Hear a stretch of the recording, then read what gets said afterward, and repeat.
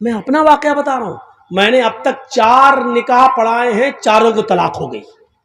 मेरा पढ़ाया हुआ एक भी निकाह नहीं टिका। अब मैं पढ़ाता भी नहीं हूं। हालांकि ये मतलब नहीं कि अब पढ़ाऊंगा तो टिकेगा नहीं, लेकिन मैं पढ़ाता नहीं हूं। क्यों? जिसको कहता हूं कि मैंने 4 पढ़ाए हैं, चारों को तलाक हो गई, वो कहता मौलाना साहब खाना खा लीजिए लेकिन निकाह मत पढ़ाइए, निकाह नहीं पढ़ाइए। अब मैं सोच रहा हूं कि वो चारों लोग नाराज ना हो कि देखो मौलवी जर्जीस ने मेरा निकाह पढ़ाया और हमारे निकाह टूट गए, और चारों खुश हैं। ये उल्टा हो रहा है, ये चारों खुश हैं। जो लड़कियां अपने शौहरों के साथ परेशान थी वो बड़ी खुश है कि मेरा निकाह, मेरे दूल्हा का निकाह मौलाना जर्जीस ने पढ़ाया, हमें छुटकारा मिल गया।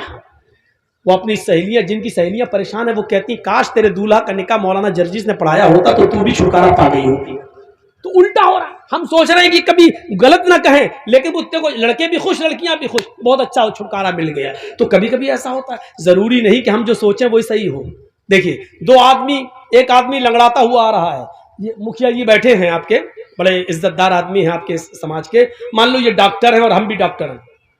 अब वहां से एक आदमी लौट के आ रहा, लंगड़ाता हुआ चला आ रहा है। अब मैं डॉक्टर हूं, मुखिया जी भी डॉक्टर हैं। मुखिया जी ने कहा जर्जी साहब जी, ये इस आदमी के पैर में मोच आ गई इसलिए लंगड़ाते हुए चल रहा है। मैं डॉक्टर हूं, मुझे तजर्बा है। मैंने कहा नहीं मुखिया जी, आपका तजर्बा गलत है। उसके पैर में मोच नहीं आई है, उसकी रीढ़ की हड्डी में दर्द हो रहा है इसलिए लंगड़ाता हुआ चल रहा है। मुखिया जी की सोच अलग, मेरी सोच अलग। ये भी डॉक्टर, मैं भी डॉक्टर। हमने कहा अच्छा ठीक है मुखिया जी, सुनो, अगर उसकी रीढ़ की हड्डी में दर्द नहीं हुआ, पैर में मोच ही निकली, तो 1000 रुपया मैं दूंगा। और अगर उसके रीढ़ की हड्डी में दर्द हुआ जो मैंने कहा, तो 1000 रुपया आप दीजिएगा। शर्त लग गई। ठीक है। वो आया चलता हुआ, बिल्कुल करीब आ गया। हम दोनों ने पूछा भाई पैर में मोच आई या रीढ़ की हड्डी में दर्द? वो कहता कुछ नहीं, कुछ नहीं, न मोच न रीढ़ की हड्डी में दर्द। अबे फिर तू लंगड़ा के क्यों चल रहा था? उसने कहा मेरे पैर की चप्पल टूट गई थी इसलिए मैं घिसट घिसट के चल रहा था। अब देखिए, दोनों की सोच अलग हो गई। मुखिया जी डॉक्टर है, कह रहे हैं उसके पैर में मोच। जर्जी साहब डॉक्टर है, वो क्या कह रहे हैं? नहीं, उसकी रीढ़ की हड्डी में दर्द। दोनों की सोच गलत। इनका तजर्बा भी फेल, मेरा तजर्बा भी फेल। उस लंगड़े ने क्या खुद आके क्या कह दिया? न मोच न रीढ़ की हड्डी में दर्द। अबे फिर क्यों लंगड़ा के चल रहा था? अरे मेरी तो चप्पल टूट गई थी इसलिए घसीट घसीट के चल रहा था। निकला क्या? खोदा पहाड़ निकली चुहिया।